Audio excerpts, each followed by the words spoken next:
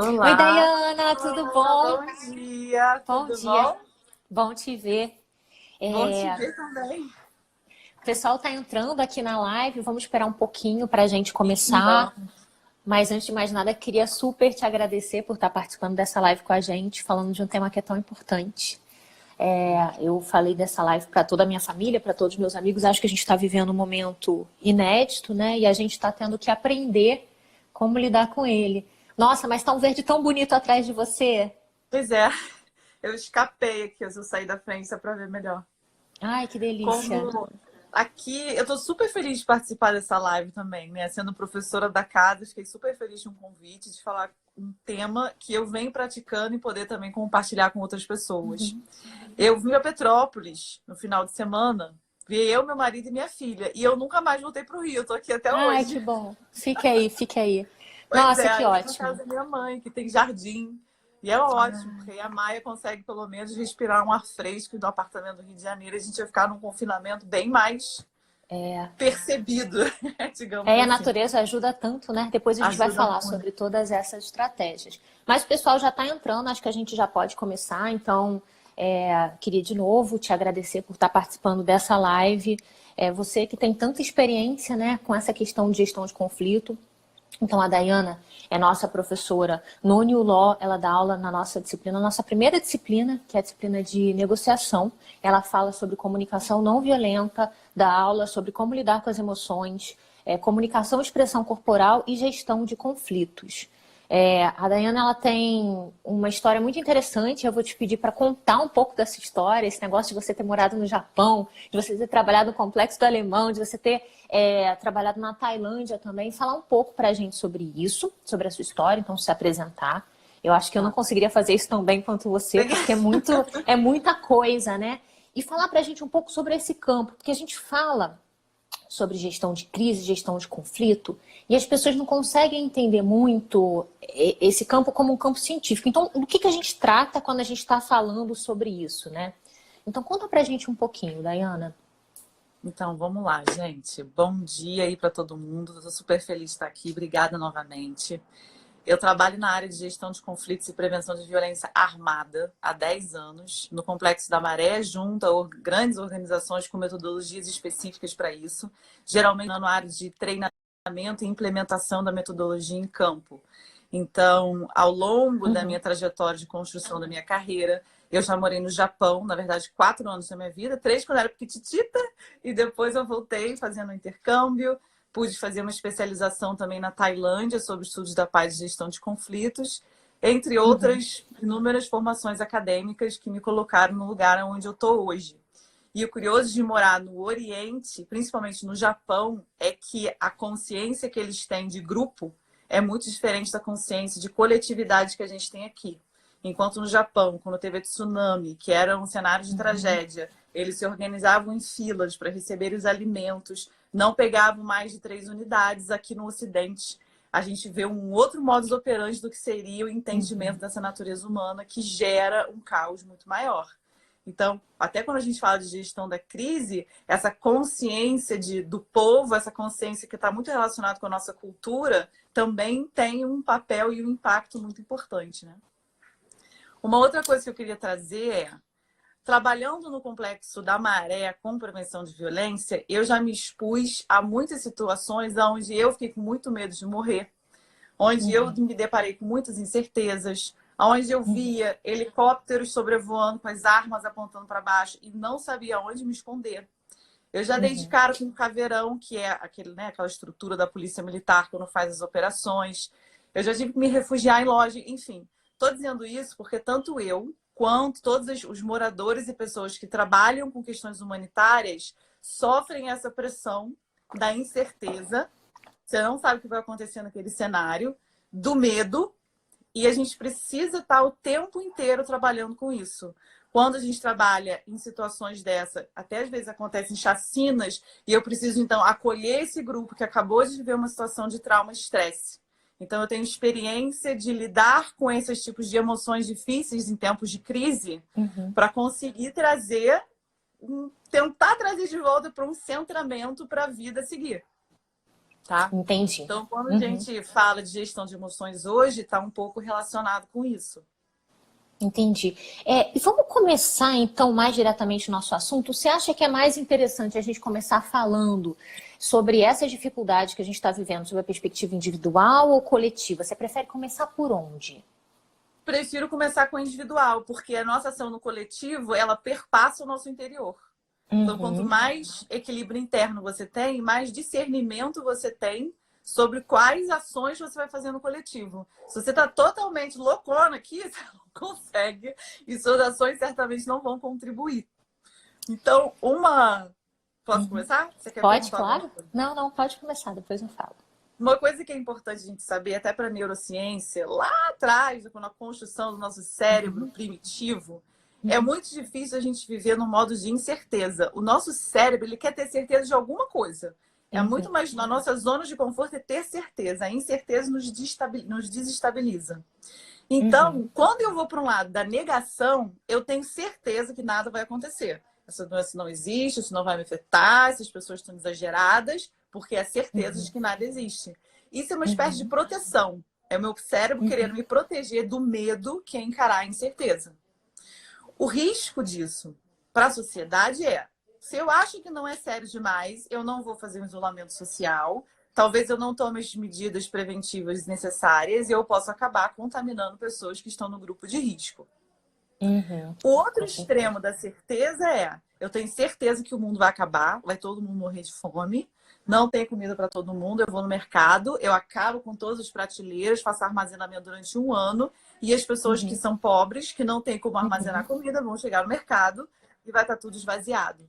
Então, o extremo oposto da certeza do fim do mundo, da calamidade total, ela também traz impactos negativos para o coletivo de forma geral. Então, quando a gente trabalha a gestão das emoções, a gente está querendo sair desses extremos e trabalhar no enfrentamento do medo. Então, o que mais nos afeta hoje em dia, pelo que eu converso com as pessoas e de outros grupos que eu conversei, é medo, angústia, ansiedade. São esses Não, e eu três acho que assim, são sentimentos que eles vêm de maneira muito rápida. Se a gente pensar, se eu pensar em mim mesma na segunda-feira, eu estava super tranquila, eu fui na academia. Assim, eu tinha receio pelas outras pessoas, pela minha família, pelas pessoas que estavam no grupo de risco, mas eu mesma estava tranquila e a vida seguia de uma maneira relativamente normal. De lá até essa sexta-feira, tudo mudou, né? É uma mudança, e é uma mudança muito brusca em todos os lugares.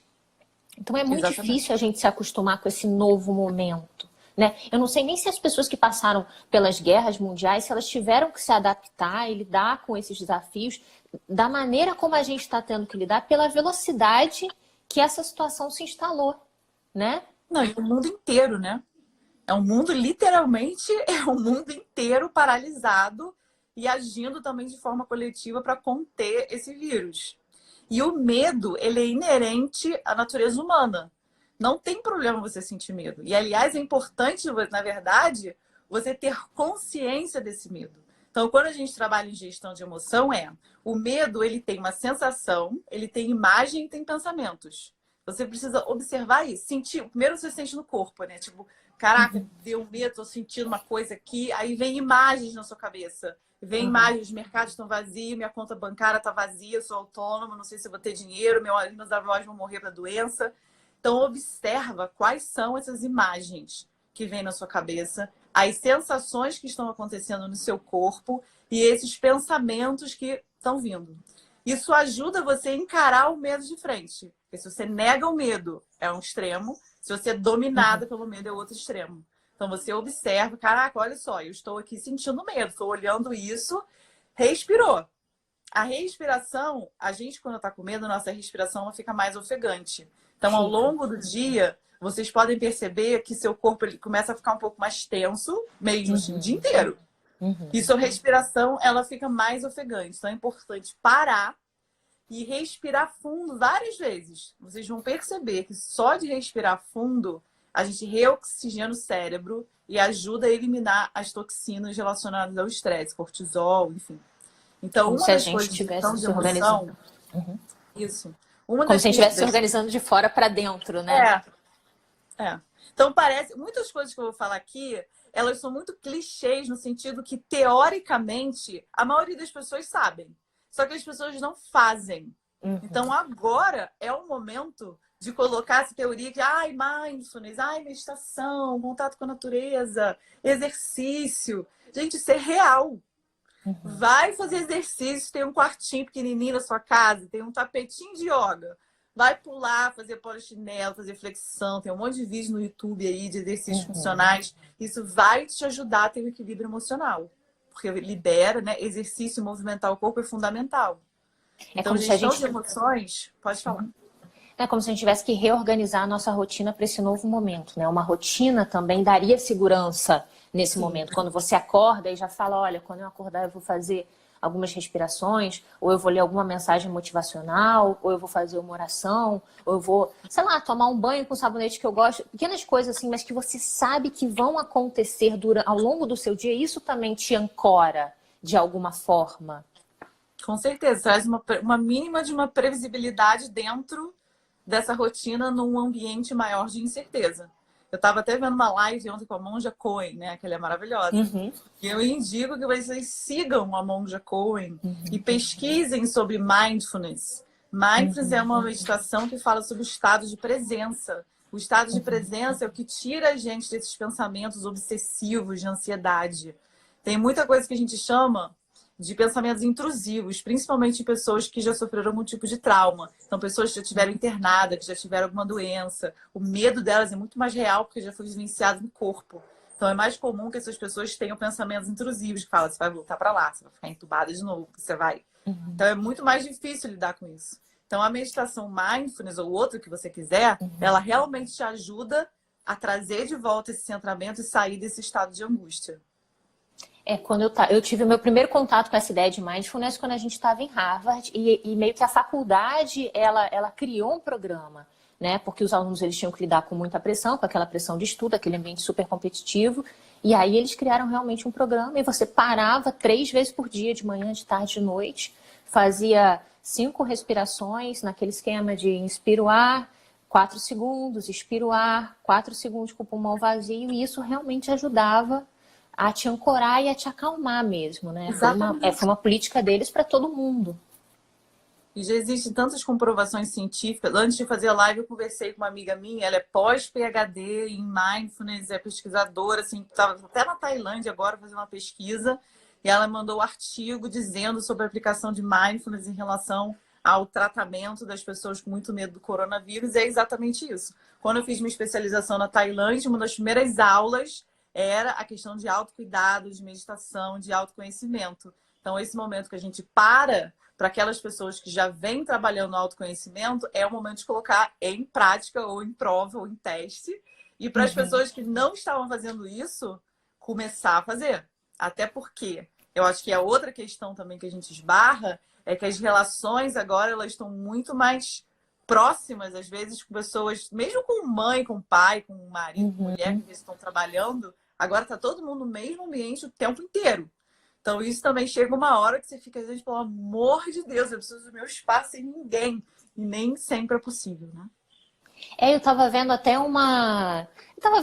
as pessoas falando sobre as duas dificuldades, né? Para quem mora sozinho, a dificuldade de ficar sozinho o tempo todo, não poder sair, não poder encontrar outras pessoas. E para quem mora com alguém, a dificuldade dessa convivência, que vai passar a ser uma convivência de 100% do tempo, com o fator de estresse, que é a ameaça da doença, né? Esse monstro que fica rondando aí, a televisão. Para muita gente a necessidade de trabalhar dos filhos ao mesmo tempo, e como é que você gerencia esse tipo de situação. Fala pra gente um pouquinho sobre como você está fazendo. A Dayana, ela já falou, ela tem a Maia, que é uma bebezinha de 1 ano e pouco.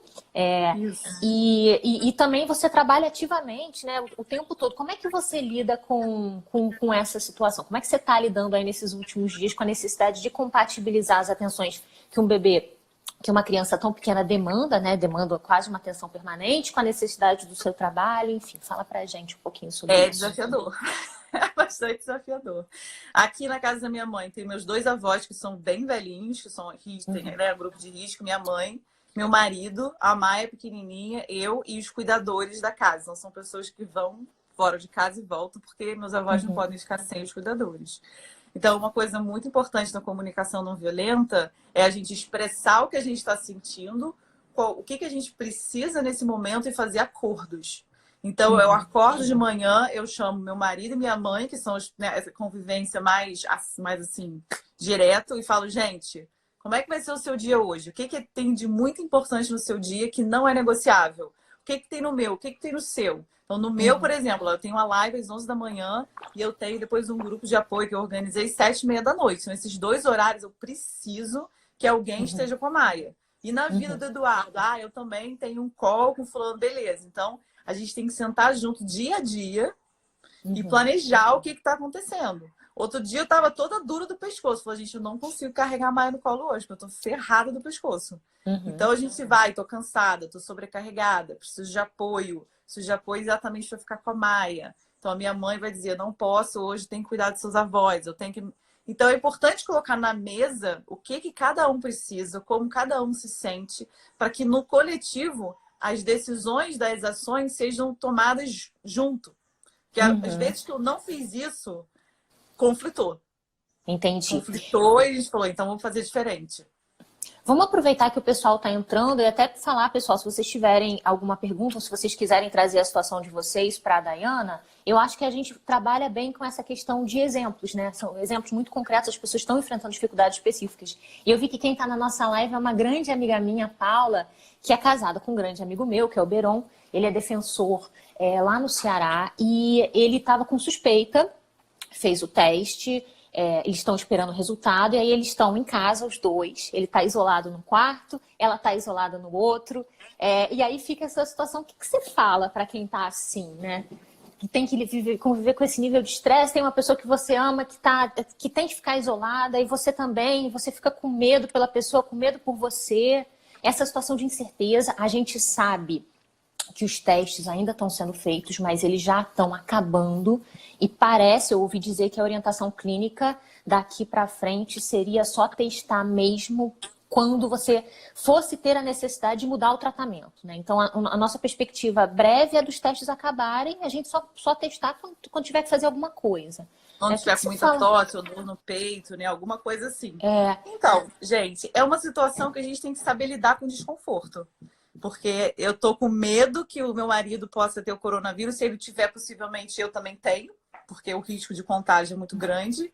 Então, se você não tem, se você está em isolamento social, você está fazendo todas as medidas para se proteger e para proteger também as outras pessoas. Você está fazendo o que é possível.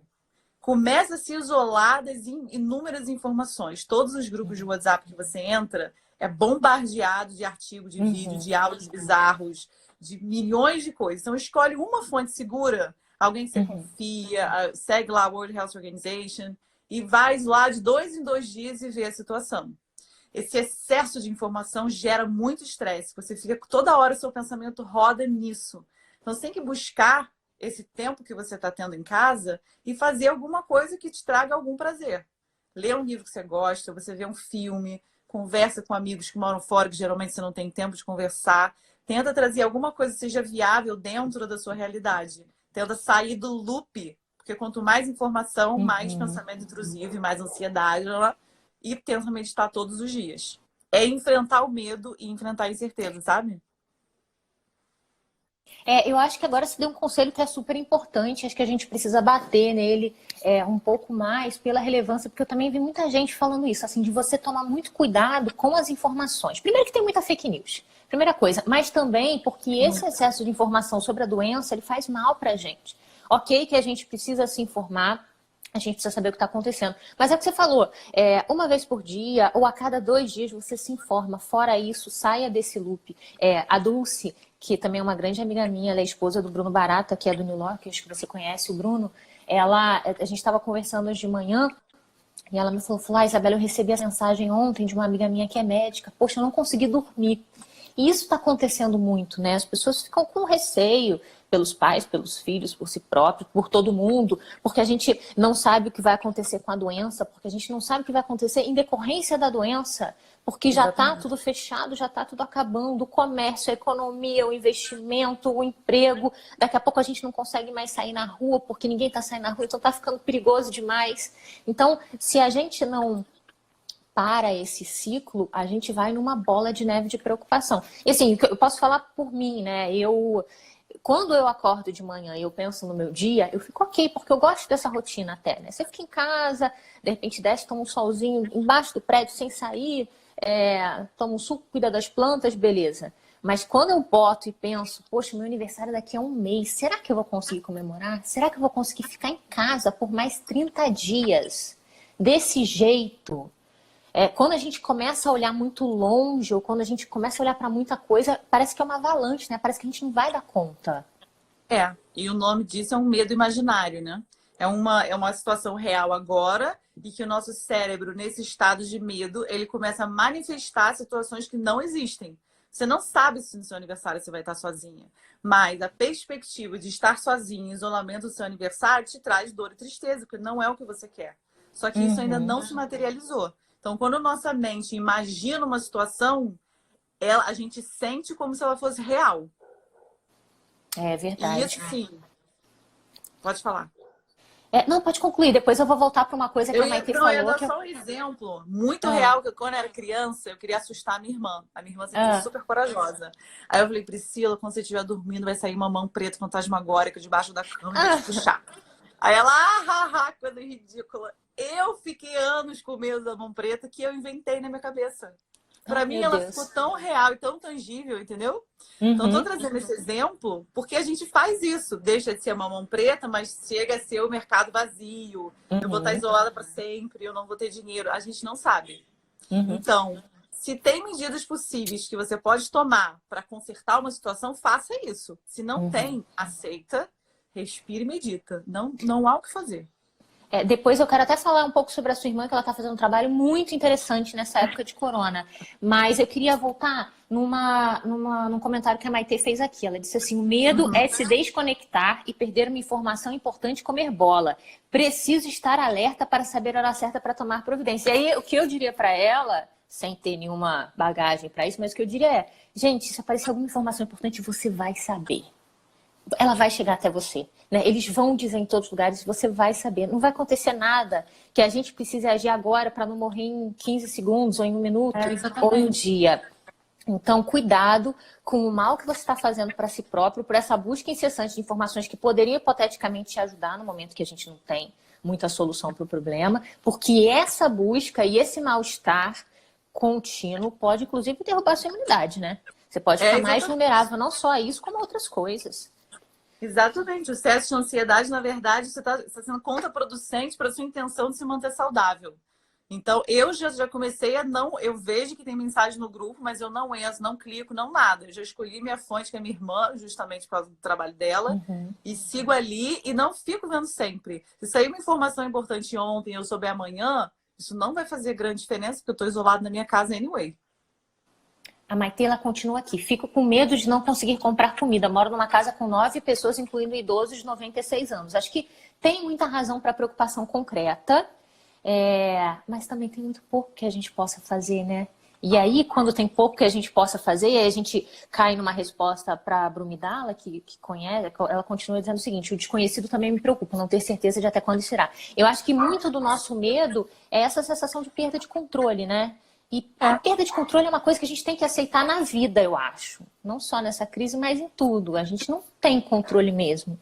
Quando a gente aceita esse fato, que é um fato, acho que fica mais leve de levar esse tipo de situação, né?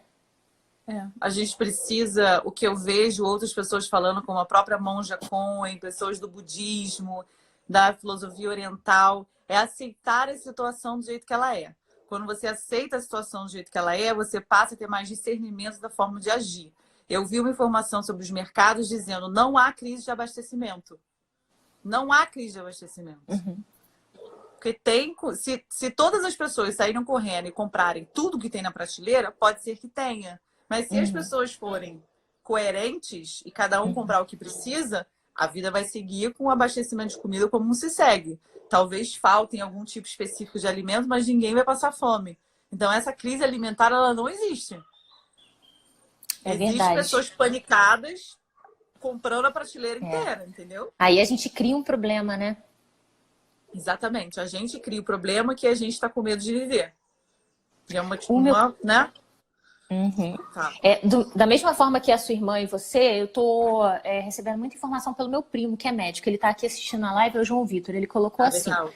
achei ótimo esse lance de se isolar de informações quando já se está fazendo a sua parte. As informações são um fator de estresse muito importante. E ele é médico e ele tá muito preocupado, ele conhece as informações reais, ele é médico da rede pública, ele sabe da situação, ele tem a perspectiva daquilo que vai acontecer, o que pode acontecer com a gente. Então, eu queria que você falasse um pouquinho para esse público. Assim, eu sou médico, eu sou profissional da área de saúde, eu sou enfermeiro, eu não tenho... Porque assim, a gente está estressado dentro de casa, no ar-condicionado, lendo. Aí você tem uma parte da população que tem que trabalhar, que tem que pegar transporte público, e você tem os médicos que estão na linha de frente da doença. Né? Meu primo é anestesista, então é a pessoa que vai entubar o paciente quando chega na hora de precisar entubar alguém. São os mais hábeis para isso. E aí o contágio é quase impossível não entrar em contato com a doença nessa situação. O que a gente fala para esses profissionais que, enquanto está todo mundo em casa, estressado por estar em casa, estressado por não precisar, não poder trabalhar, estão na linha de frente e tem uma perspectiva de aumento de trabalho muito grande pelos próximos dias? É uma situação difícil mesmo. A minha irmã falou assim, possivelmente eu vou pegar o coronavírus e eu vou contar para vocês como que é. Porque ela é paramédica em Londres, né? E vários outros profissionais de saúde em outros países mandaram fotos, assim, no nível de exaustão, assim, acabados. E o que a gente pode fazer enquanto população é ajudá-los a não ficar doente e a não contaminar mais pessoas, porque isso vai sobrecarregar o trabalho deles. Essas pessoas, assim como qualquer outra, precisam entre eles, eu diria, entre vocês, busque fazer um grupo de apoio. Falar, porque eles estão falando da experiência que é muito comum da área de saúde. Então, se vocês puderem compartilhar entre vocês como é que está sendo, nomear os medos que eles têm também, entendeu? Eu vi uma médica trabalhando no hospital e a mãe dela estava em casa com tratamento de câncer. Então, o risco dela pegar a doença era muito maior por causa da mãe. Então, o medo que ela sentia, sabe? Então, é importante que as pessoas da área da saúde, elas têm que, às vezes, manter uma coisa de uma fortaleza muito grande para não sucumbir e não perder a capacidade de tratar as pessoas doentes. Então, isso também gera um nível de pressão, né? De estresse muito grande. O que eu acredito, vendo a minha irmã trabalhar, é que ela já desenvolveu uma resiliência maior. Então, eu acredito que grande parte das pessoas, assistentes sociais, pessoas da área de saúde, médicos, já desenvolveram uma resiliência maior de lidar com esse tipo de situação do que pessoas que não estão. Mas ainda assim, são pessoas que sofrem muito mais com o que a gente chama de fadiga da compaixão, por exemplo, ou com estresse pós-traumático secundário, que é de tanto você ver a pessoa sofrendo, ver história de sofrimento, ver as pessoas morrendo, você começa a sofrer com esses sintomas como se fossem seus. Então, se isso está te acometendo, se está sentindo ofegante, está tendo pensamentos intrusivos, é um momento para a sua própria saúde, se possível, né? Porque é muito difícil, se possível, dá uma pausa, se afaste durante um dia, respira, se recompõe, se restabelece, para depois conseguir voltar. Porque se você adoece, você deixa de atender um monte de outras pessoas, né? Hoje eu estava lendo um artigo da Harvard Business Review exatamente sobre a pandemia e sobre como a gente desenvolve a resiliência em momentos de pandemia. E aí eles davam 3 dicas muito objetivas do que fazer. A primeira é acalmar a mente, que é o que a gente já falou. Mindfulness, meditação, tentar focar no momento presente para que esse olhar para o futuro não tire a sua energia. A segunda dica era, ele dizia assim, olhar para fora da janela, dizendo que nesse momento, ok, a gente está tentando trabalhar para poder aproveitar o tempo, mas falando sobre a importância da gente refletir sobre questões mais profundas ainda, né, da vida, daquilo que a gente faz, de significado, de como a gente vive, falando que esse momento, né, seria um momento para isso, se reconectar com aquilo que existe de mais profundo. E terceiro, falava para se conectar com os outros através da compaixão. E aí eu acho que a gente podia, você tocou no ponto da compaixão, acho que a gente podia falar um pouco de compaixão e empatia, né? O que eu li uma vez, não sei se está certo, É que empatia é meio que se colocar no lugar do outro. Então, se eu tenho empatia por alguém que está sofrendo, eu sofro com aquela pessoa. E que a compaixão seria um outro tipo de postura em que você entende o sofrimento do outro, tenta ajudar o outro, mas não traz esse sofrimento para dentro de você. O que Na que você verdade, acha? compaixão, para mim, compaixão e empatia são muito parecidos, sabe? Na verdade, Uhum, está relacionado com sentir com o outro, né? Você sente. Então, aí, por exemplo, pessoas que trabalham com saúde mental, ela sente aquela dor, mas ela não carrega essa dor. Se você carrega essa dor junto com você, você pode sucumbir, que é o que a gente chama de novo de fadiga da compaixão, que é um termo específico cunhado por uma pessoa que trabalha nessa área. Então, quando a gente trabalha com compaixão e empatia em relação à pandemia, a gente está tentando ter uma consciência social de como eu posso ajudar outras pessoas. Então, por exemplo, se eu tenho uma diarista, ela não pode vir uhum. na minha casa. Se você tem CLT, você tem seu dinheiro fixo que não vai ser abalado. A recomendação, acho que travou. Não, o pessoal tá Acho que falando que tá ok, voltei. vídeo e áudio. O meu, não, para mim não travou. Eu acho que deve ser um problema da internet da Lili, porque para as outras pessoas está seguindo também. Para mim tá normal. Ah, então tá. É porque você travou para mim, tá? Ah, Desculpa tá, eu não aí. sabia. Então, o que é importante é compreender. Se você tem dinheiro suficiente, continua pagando sua faxineira, por exemplo. Porque ela, Uhum, se não tiver isso, ela vai começar a sofrer com questões financeiras, possivelmente ela não vai ter o dinheiro para comprar comida. Então, como que você, dentro do sistema social, na posição que você ocupa, pode uhum, seguir contribuindo para que a economia continue girando, uhum, sabe? Porque se a gente analisa a nossa situação de privilégio, de ter uma casa, de não ter tanta gente, se você vê uma realidade numa favela, que tem 106 pessoas que uhum, dividem o mesmo quarto. Se uma pessoa pega essa doença, não há como as outras pessoas não pegarem. uhum, Não tem como criar uma pessoa num quarto, a outra pessoa num outro. Então precisa ser pensado em termos das autoridades ou de quem tem algum poder de fazer alguma coisa, de como contém, como que cria um isolamento sem que essas pessoas sucumbam à pobreza também. Porque um trabalhador uhum, informal que não vai sair para trabalhar, até porque não tem ninguém para comprar mate na praia, ou seja lá o que for. uhum. Como é que essa pessoa vai sobreviver depois? Como que o É, eu governo, tava... então, sabe? Como que a gente pressiona políticas públicas para que tenha algum incentivo de algum tipo de bolsa? Então, esse é um manejo de crise no âmbito sistêmico que nesse Uhum, sentido. entendi. Eu acho que também quando a gente faz a nossa parte, isso também, né, tem muita gente que fala, né, sobre quando você é caridoso, como isso também reverte para o seu próprio bem-estar, né?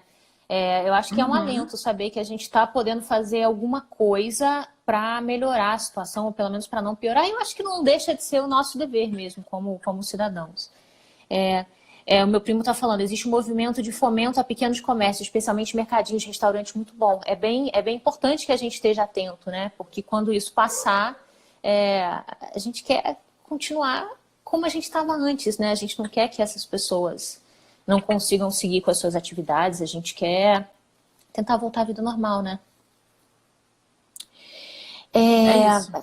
então a gente falou sobre compaixão, a gente falou sobre empatia, a gente falou sobre reflexões mais profundas. E o que a gente pode falar agora sobre o aspecto mais coletivo, assim, desse esse pânico geral? Como é que você acha que a gente, como coletividade, e como que a gente individualmente pode colaborar para o bem-estar da coletividade? A gente está no New Law fazendo essa série de lives sobre os efeitos jurídicos do coronavírus, sobre o que as pessoas podem concretamente fazer pelos seus negócios. A gente está falando sobre gestão de emoções aqui, gestão de crise. E como que a gente pode colaborar assim para uma melhor situação, né? O que você vê assim, em termos de possibilidade de atuação individual?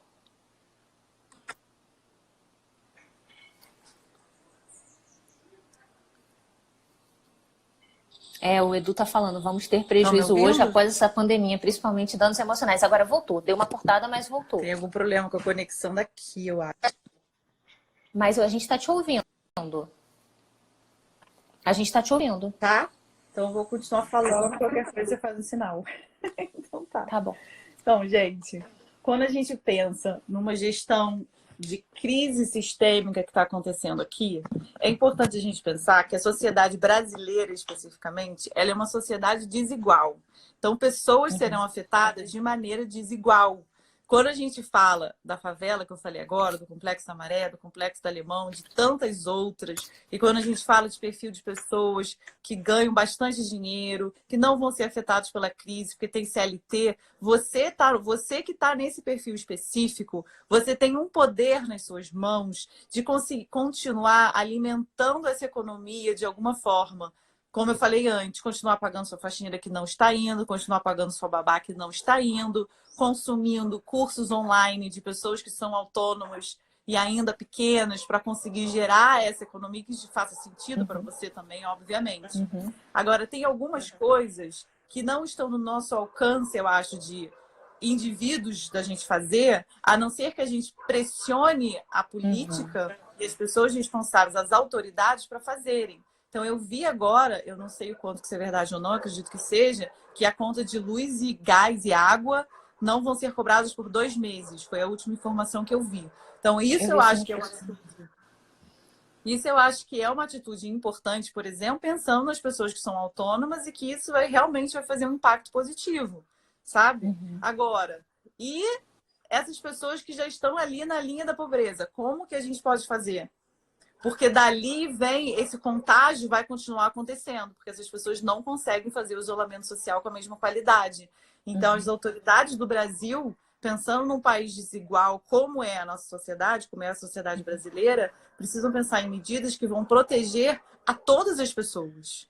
Porque a gente falando, e eu e Isabela, que a gente vem, né, de um privilégio, não, privilégio não estou dizendo só, milionário, não, nada disso, tá? Mas a gente tem uma casa, a gente tem segurança, a gente consegue se isolar. Pessoas que não conseguem. Então, como que se pensa isso? A gente não é Dinamarca, a gente não está nesse nível de desenvolvimento. Então, o que é possível pensar? Comprar dos comércios locais, como o próprio seu primo falou antes. Então, pequenas iniciativas que estão ao seu alcance, faça. Se não está ao seu alcance, pressione as autoridades para fazer. Eu acho que são essas duas coisas que me vêm em mente. Entendi. E o que você falaria para aquelas pessoas que estão assim, mas eu não aguento ficar em casa, eu preciso sair, eu preciso ver gente, eu preciso ir na rua. O que a gente fala para quem está assim? A gente está um pouco assim também, né? A gente tem umas crises de vez em quando, mas a gente tenta raciocinar e voltar. Mas tem muita gente assim. Eu analisaria o cenário, tipo, aonde você está? Qual é esse nível de contaminação? Tá bizarro, porque se não... E, gente, vou falar uma coisa assim, da minha cabeça, pensando, se eu tivesse desesperada, preciso sair de casa, senão vou ter um troço, se não fosse perigoso, se não fosse nada, eu acho que eu vou sair tipo 5 da manhã, garantindo que não tem ninguém na rua, e ir dali uma caminhada e eu voltar. Porque nem na praia, se você for, você também não pode ir agora. Mas se mesmo assim você estivesse colocando em risco, colocando outras pessoas em risco, não vai de jeito nenhum. Vai fazer uma videoconferência com suas amigas, entendeu? Tomar uma cervejinha virtual e vai tentar ser feliz assim. Eu vi também uma pessoa falando assim, eu tenho depressão e a parte do meu tratamento para depressão seria encontrar pessoas, sair na rua, me relacionar com pessoas, enfim, como é que eu fico nessa doença? Que nem todo mundo, né? Online. Não tem jeito. Gente, eu criei um grupo chamado Abraço Virtual. Esse abraço virtual é liderado por pessoas que têm experiência e formação nessa área. Então, foi criado justamente para pessoas, cara, estou em depressão, não sei o que fazer, sou do grupo de risco, estou angustiado. Então, lá a gente vai conduzir uma série de atividades e trazer informações para tentar trazer esse estado de calma interior. Eu imagino que para uma pessoa que tem um quadro depressivo é muito mais desafiador para uma pessoa que não tem. Mas é importante ter contato com pessoas, sim. Só que você vai ter esse contato virtual. Mesmo, E como é que assim. Liga para a família, liga para os amigos e faz. Você me mandou uma mensagem sobre o abraço virtual, mas como é que as pessoas conseguem chegar lá? Tem site? Como é que é? Então, o abraço virtual tem um link, é um formulário, você preenche o formulário e o link é pelo Zoom. Cabe no máximo 100 pessoas por reunião, já tem 60 pessoas inscritas. Vai acontecer hoje às 7h30 da noite. Você tem que ir na página da Peace Flow do Instagram e clicar no link que está na bio. Aí ali você se inscreve, vê o link, cada semana vai ter um encontro. Então, se você perdeu o primeiro, Os outros vão ser liderados por outras pessoas que estão em parceria comigo. Então, a ideia, eu não sei quando vai acabar, a gente vai fazendo até enquanto tiver necessidade para isso, sabe? Então, se você está muito angustiado, pula lá no grupo, que lá acho que a gente vai conseguir dar uma atenção melhor para esse assunto específico. Pessoal, a Peace Flow escreve assim, P-E-A-C-E-F-L-O-W. Vocês colocam o segundo W? WW no Instagram, sim. Pronto. Então procurem, porque acho que pode ser uma ferramenta super útil para esse momento, né? E como é que a gente lida? Porque assim, é muito fácil também você criticar o outro, né? Eu vejo assim, a pessoa sai na rua e começa os vizinhos, volta para casa, você está espalhando o vírus, não sei o quê. Como é que a gente lida com essa agressividade com o outro nesse momento? Como é que a gente tenta impedir que isso escale, né? Eu vi que já aconteceram alguns episódios de violência contra orientais, porque as pessoas identificam com chineses, aí falam que a pessoa é culpada pelo espalhamento do vírus. Meu Deus, será que essa crise vai trazer o que a gente tem de pior ou o que a gente tem de melhor? Acho que os dois, né? Acho que os dois lados.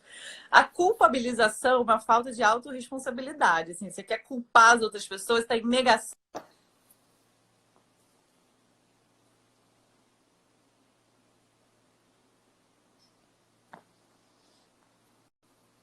Travou um pouquinho, vamos esperar que ela já deve voltar.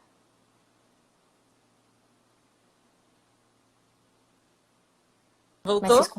Agora voltou. Você falou que a culpabilização é uma forma de você fugir da sua autorresponsabilidade. Isso, porque não muda nada. Então, assim como na crise política, agora na crise da pandemia, tem dois estereótipos, né? Um é aquele sem noção, que sai pela rua, que não tá nem aí, egoísta, que tá num do lado, tá no lado da negação. E outro estereótipo é do histérico, panicado, que tá daquele outro lado. Então, quando a gente trabalha com esses dois extremos, é importante a gente trazer informações baseadas em estatísticas e na realidade, porque a gente não pode negar o fato. Então, na própria comunicação não violenta, a gente trabalha com observação sem julgamento, né? Então, eu preciso, não sei a que ponto essa pessoa está, se é possível conversar. Mas você trazer como que você se sente, eu me sinto muito insegura e com medo quando eu vejo pessoas transitando na rua. Porque se eu pegar a doença, os meus avós, eles vão morrer. E isso para mim seria muito doloroso. Eu quero saber o que te motiva a andar na rua.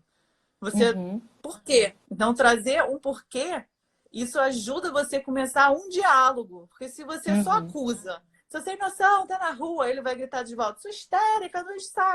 Então, não houve uma possibilidade de transformação. Mas se você consegue...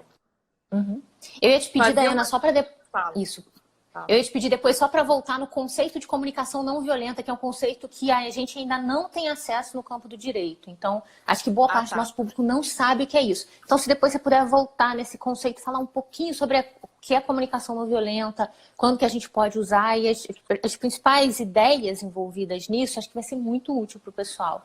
Então, a comunicação não violenta é uma abordagem para criar conexão e transformação dos conflitos. O primeiro princípio da CNV é isolar o fato do seu julgamento. Então, ao invés de você chamar a pessoa de sem noção, você vai dizer, olha só, de acordo com a Organização Mundial da Saúde, como se transmite a doença, é assim, assim, assado. Você precisa trazer como que você se sente, me sinto insegura, eu tenho medo. E você está partindo de um lugar de curiosidade para saber por que a pessoa faz o que ela faz. Então, isso faz com que seja possível algum nível de diálogo que traga uma transformação possível. Essa você não sabe a motivação. Quando você sabe a motivação, ela pode dizer, eu preciso sair agora que eu tenho avós também em casa, eu tenho que ser a pessoa que vai no mercado comprar comida. Então, isso já muda seu julgamento daquela pessoa. Então, cria uma possibilidade de diálogo. Agora, supondo que é uma pessoa totalmente histérica, né, sem noção, do extremo oposto, é preciso as informações, estatísticas e número para trazer a aceitação da realidade e a dificuldade de lidar com incerteza. Como a gente faz isso? É trazendo a empatia e a escuta empática, né, que é outro fator da comunicação não violenta. Então, eu quero ouvir essa pessoa.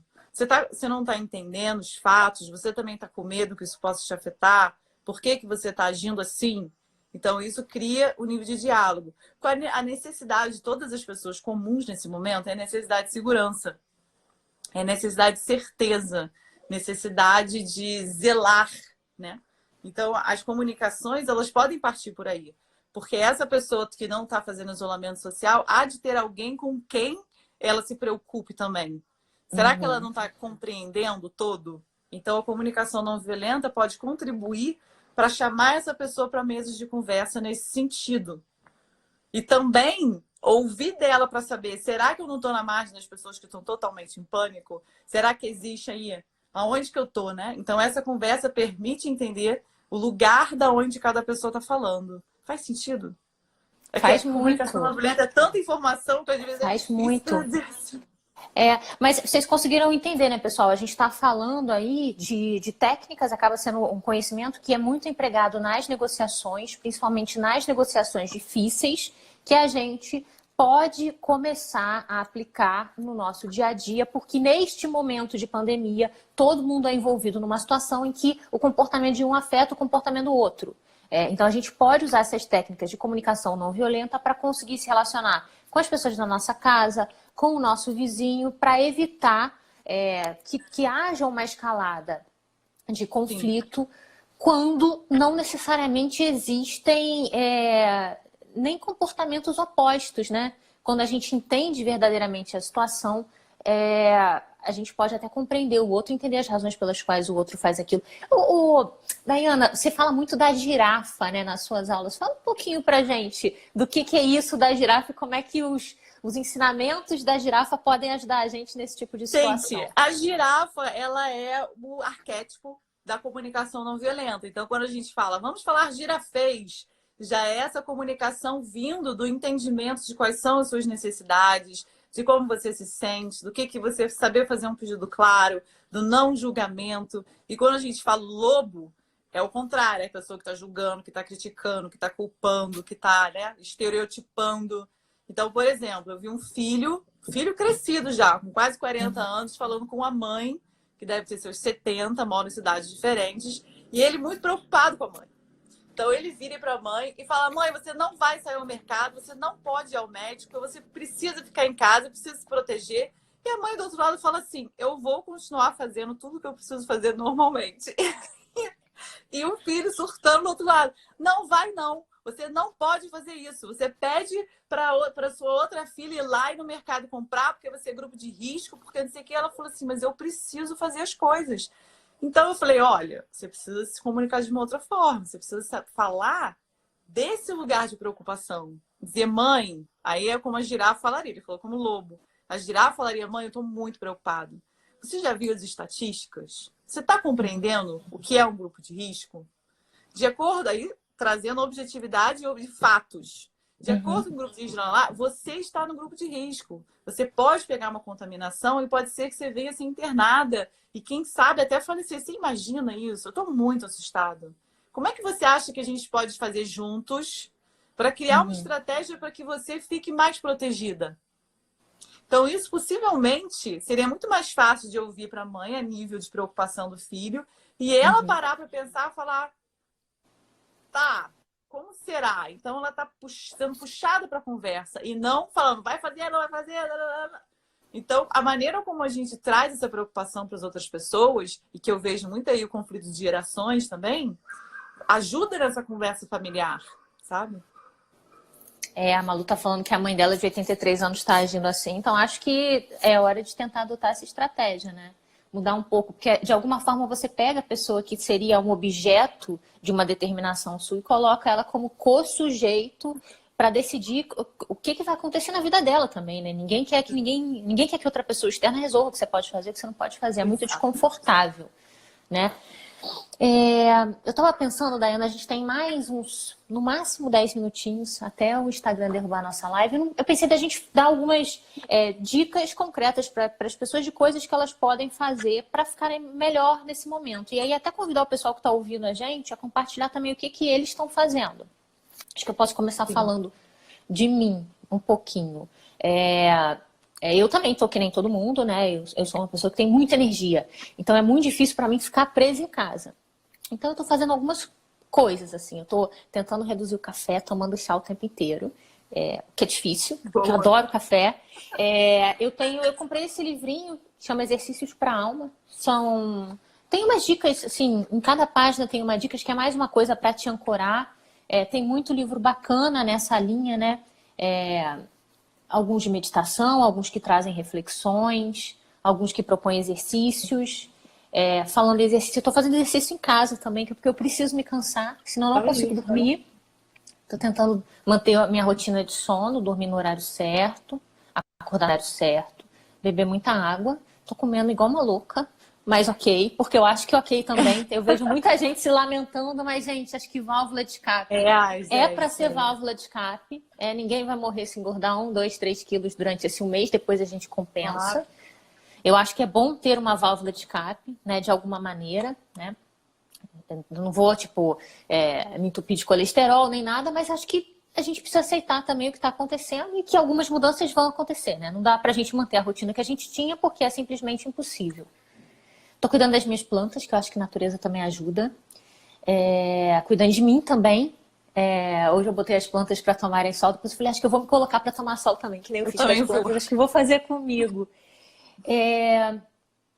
A Maitê está falando que ela tá na segunda fase de um concurso, então concurseiro sempre é um pessoal que já fica um pouco mais estressado. Ela falou que suspenderam o concurso, avisando que quando voltar tem pressa. Com isso estou tentando estudar e passar por tudo isso surtando. Mas acho que o concurseiro ele tá sempre numa pressão, que também é a pressão que a gente está vivendo. Acho que é mais uma questão de você olhar o lado bom das coisas, pensar que agora você tem um tempo, que você está em casa e que com algum esforço talvez você consiga se concentrar, né, manter essa rotina de estudos, ver isso como uma oportunidade, né, porque de tudo que é ruim a gente consegue tirar coisas boas, né, não é o que eles falam? Claro. Então acho que existe muito de tentar fazer isso. E você, o que você está fazendo por aí? Então, eu tô lendo aqui a Maitê, que tá dizendo que tá com 3 crianças em casa, né? Então, eu até fiz um vídeo outro dia dizendo, gente, maratona de série, ler os livros, isso não é para quem tem filho em casa. Então, se você não tem filho em casa, lê maratona de série, aproveita. Se você tem filho em casa, você vai ter que ser muito criativo para desenvolver muitas atividades junto com as crianças, né? Porque isso é realmente, assim, um desafio muito grande. Então, eu comprei argila para tentar brincar de argila junto com a Maia. Baixei um aplicativo de brincadeiras para fazer junto com ela. Eu gosto de vê-la se desenvolvendo, então para mim isso também traz algum prazer. Organizo o tempo junto com o Eduardo de forma que eu tenha o meu espaço individual para fazer uma live, para ler um livro e outros momentos para que ele também tenha esse momento. Vou começar a retomar as minhas meditações de mindfulness nesse momento. E eu diria para as pessoas, gente, pesquisa sobre mindfulness na internet. Tem várias orientações gratuitas no YouTube. Isso vai te ajudar muito a lidar com a ansiedade e faça como a Isabela os exercícios físicos em casa. Então, dentro da sua rotina, meditação e exercício já vai te ajudar bastante nesse centramento para lidar com as crianças em casa, para trabalhar ou para estudar, sabe? Então, se eu tivesse que dar 2 dicas, assim, seriam essas: meditação e exercício. E acho que também aceitar quando a gente surta, né? Porque surtar também é normal nessa situação, né? Meu primo falou vai ajudar nessa aceitação. Ele falou que eu criei uma rotina de hidratação, que é bem importante, né? Tem muita gente que esquece de beber água, alimentação, atividade, descanso e diversão. O desafio é seguir. E como a gente falou, ele está nesse grupo mais pressionado, né? Esse grupo dos profissionais de saúde que é ainda mais pressionado. E deve ser muito difícil, porque você começa a se olhar como uma ameaça para todo mundo que convive com você também, né? Você é um grupo de risco de contágio, né? Nesse sentido. Mesmo que seja um médico saudável que possivelmente pega a doença, vai sobreviver, mas vai sofrer, né? Pode passar para as outras pessoas. Daiana, fala um pouquinho também do trabalho da sua irmã. Eu tenho acompanhado as informações que ela está dando, achei super interessante. Fala um pouquinho para o pessoal também. Gente, a minha irmã é um ser maravilhoso desde criança, que ela salva os bichos, salva as pessoas na rua, entendeu? Ela nasceu para o que ela faz. Ela é paramédica em Londres já há muitos anos. E ela fez um vídeo sobre conscientização do coronavírus para as pessoas, trazendo muito sensato, assim, trazendo informações reais para as pessoas não panicarem, mas para também não ficarem na negação. E o vídeo dela atingiu 20 milhões de pessoas, foram passados, assim, tá bombando. O perfil dela é Priscila Paramédica Londres no Instagram. E ela diariamente faz alguns vídeos de atualização, respondendo as perguntas das pessoas, mais perguntas científicas relacionadas com a área médica. Então, e ela pega tudo ligado às informações que são confiáveis da Organização Mundial da Saúde e de outras organizações de confiança. Então, eu sigo ela para ficar em dia com o que está acontecendo e eu acho que é uma fonte confiável nesse sentido também. Se a gente tem que escolher uma fonte só, né, é bem importante que seja uma fonte confiável. Meu primo falando, estou isolado até da minha esposa grávida e do meu filho pequeno, Difícil, uma né? abdicação danada, muito difícil. Nossa, Fala um pouco super pra difícil. gente também do seu trabalho no Peace Flow, daquilo que vocês têm. Então, a Peace Flow, ela é uma empresa que trabalha com gestão de conflitos e comunicação não violenta. Então, a gente faz muito treinamento e consultoria para organizações não governamentais, para empresas, a gente dá aula, faz facilitação de conversas e mediação de conflitos. Então, depende muito do caso, sabe? Tem empresas que contratam a gente dizendo, cara, tem uma treta aqui, pelo amor de Deus. A gente vai, treina as pessoas e faz uma facilitação de conversa num grupo para tentar criar processos e escuta entre as pessoas para que as coisas fluam bem. E eu tive um monte de palestra e curso cancelado, né? Tô aqui também, gente, agora. Tô pensando em fazer curso online, palestra online, para ver se vai render alguma coisa. Que é o que tem, né? Bom, trabalhar com o que temos. Com certeza, sem dúvida. O nosso tempo está acabando. Antes do Instagram derrubar a nossa live, eu queria super te agradecer por ter estado com a gente, por ter trazido também tanto conhecimento nesse momento que é tão difícil para todo mundo. Queria agradecer a todo mundo que participou da live também, que compartilhou as suas dores, as suas reflexões, as suas estratégias. Obrigada, gente. Obrigada, Dayana. E a gente segue aqui na nossa missão. Gente. Um beijo grande para vocês todos. Se cuidem. Beijo, tchau, até a próxima. Até Tchau. mais.